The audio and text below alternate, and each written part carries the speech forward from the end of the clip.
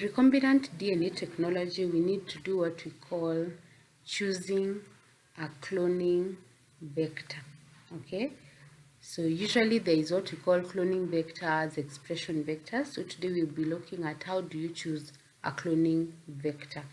And this one is now when you want to identify what is the most appropriate vector to carry our DNA fragment. So some of the criteria that we use in choosing a vector is the size of the insert DNA. So our target DNA, how long, how large is it?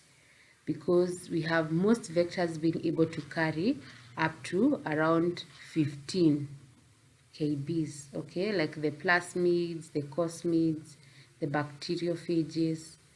So most of them are able to carry up to 15 kilobases size of fragment, but we do have others such as artificial chromosomes that can carry 600 kb. So you need to know what is the size of your insert, so what is the most appropriate vector. Copy number, high replicative ability is very important.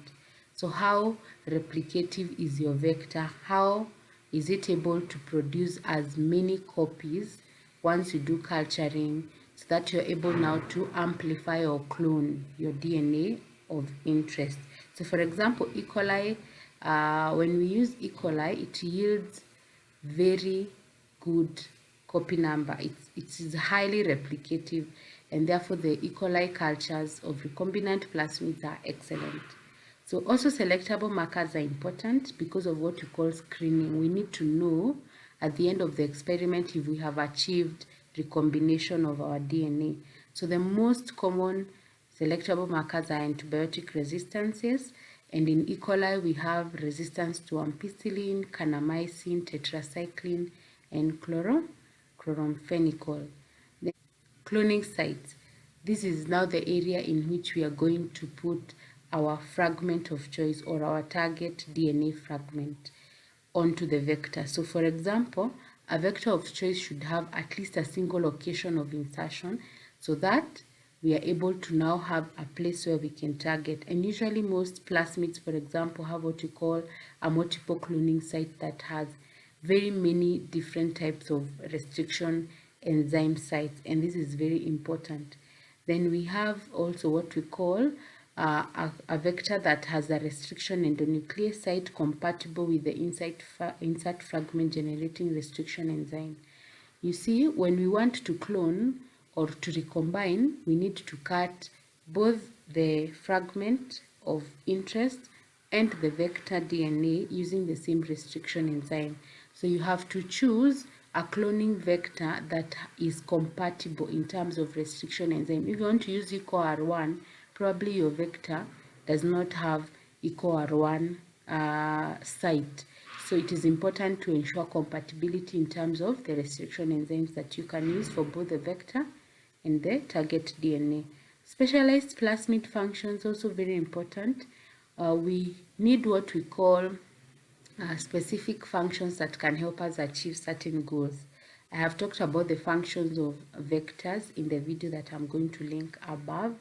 So if you want to have just cloning, then probably you do not need very specialized plasmid functions. But if you want to produce or express mRNA, you need a promoter. If you want to express your protein, you need promoter. So you need to check for a vector that is able to have special functions that can help you achieve your goal. For example, we can also have what we call primer sites.